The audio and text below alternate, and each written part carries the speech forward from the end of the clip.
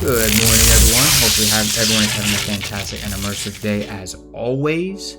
Only wishing the best for everyone. No bad, none of that kind of stuff. Today, we're going to do a video. Oh, finally, forgot to mention, I know it's been a while since the last video I did that I was going to be packing soon. I finally did all the unpacking, fully got the room situated.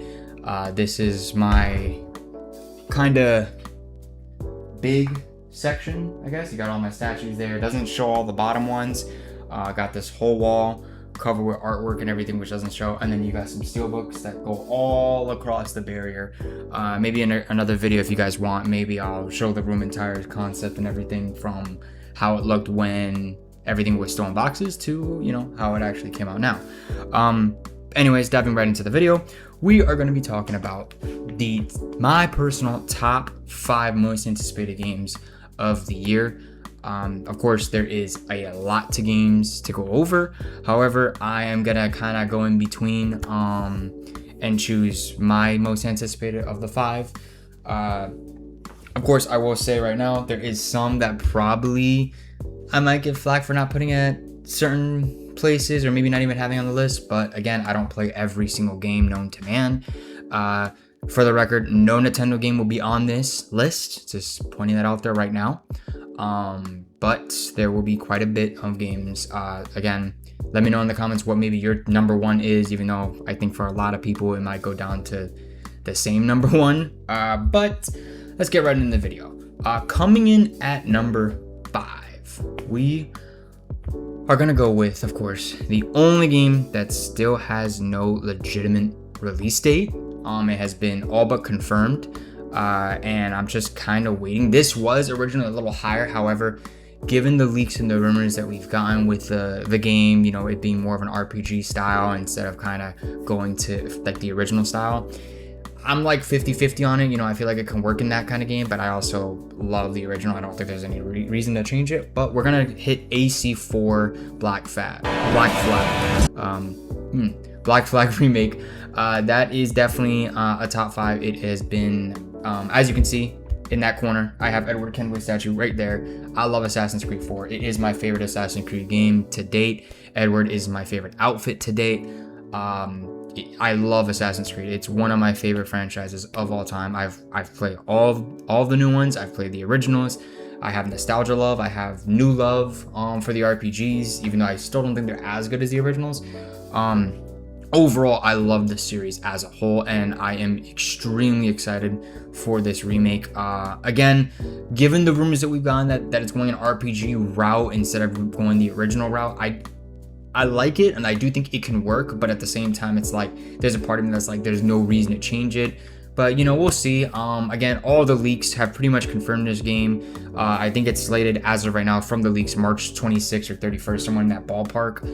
But again, Ubisoft has pretty much done everything except just confirm it. It's probably the worst kept secret in gaming history. I would love to finally see a reveal, but I don't know where it's at. I don't know what's taking so long. I don't know why it's not, you know, already out, but, you know, we'll just have to wait and see. But that is clocking in at number 5. Coming in at number 4, probably one of the most shocking games for me, but it actually has gotten me more and more and more exciting and more hyped. It's Resident Evil 9. I do love the series. I did not play the originals growing up. I don't even know if they existed, to be honest, except the movies. But my first Resident Evil was number 5, and then I started with 6, which was meh. Operation Raccoon City, which was horrible. And then I played Resident Evil 7, which, fun fact, I talked so much shit before that game came out.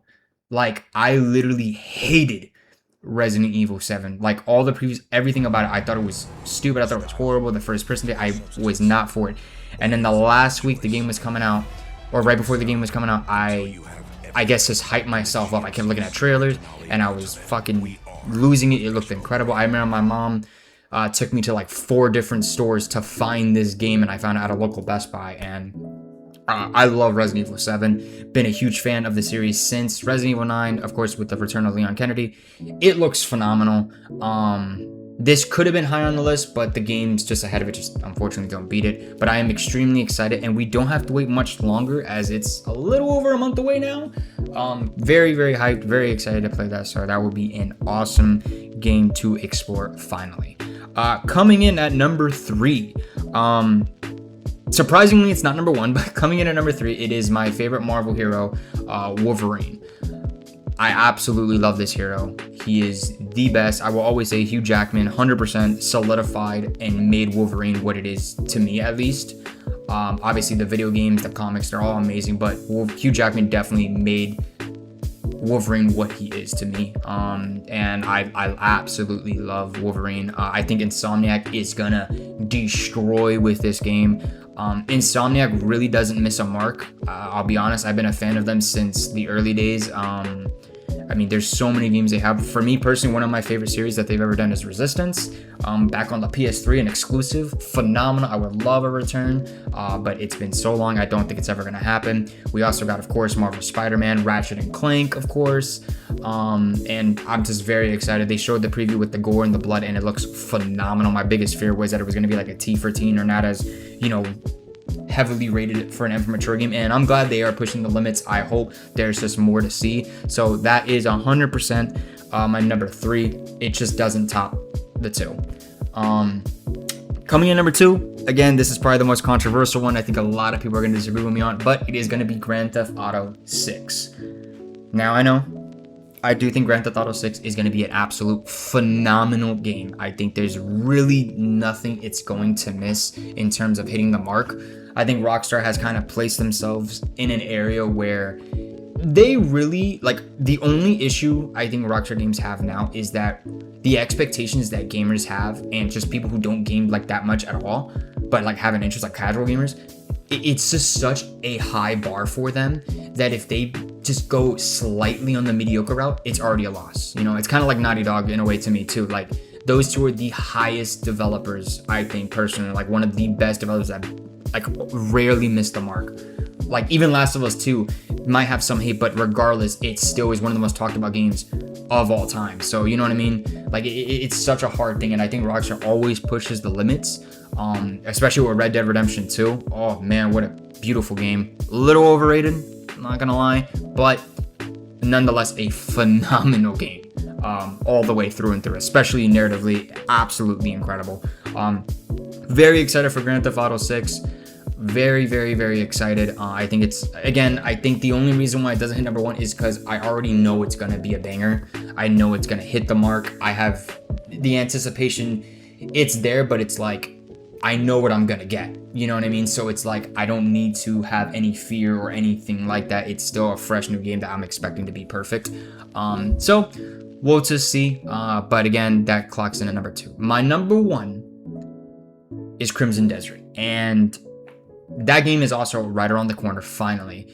The reason why this game is number 1 specifically is, 1, I love fantasy, and I think this game is pushing every single limit that I've ever seen not pushed. I don't understand how this game is cooking up to be what it is, and in my eyes, it's almost too good to be true.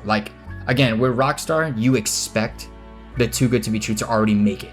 You're expecting it. With this game, it's pushing so many bars, so many things all in one game. It's how can they actually do this? But I've seen tons of previews, tons of gameplay footage, tons of streamers and everything actually going out and playing these games, like Luke Stevens, Joy Raptor, all of them, and literally every single person says it is that good of a game. It's actually pushing a limit that we've never seen, and that's just incredible. I'm extremely excited. Again, I love games.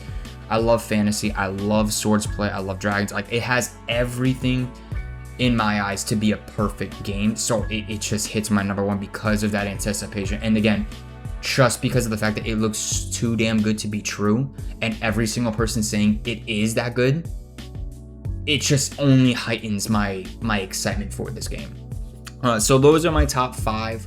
Again, I know 2026 is going to be a banger year of video games, I think. Again, we're right off. We're literally 1 month away, or a little over a month away, to start off with a banger game with Resident Evil 9.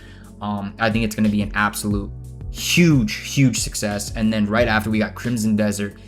And then I know we got a couple games, you know, kind of going in between. Phantom Blade also looks amazing. But, you know, come that fall mark, man, it's going to be a non-stop thing. So, you know, let me know what you guys think. Sound off in the comments. Let me know if there's games that you like that I chose, if there's games I'm missing, if you completely disagree with what I'm saying, if you think I'm crazy because of the Grand Theft Auto being at number 2. Again, don't hate me for that. Just, I love fantasy.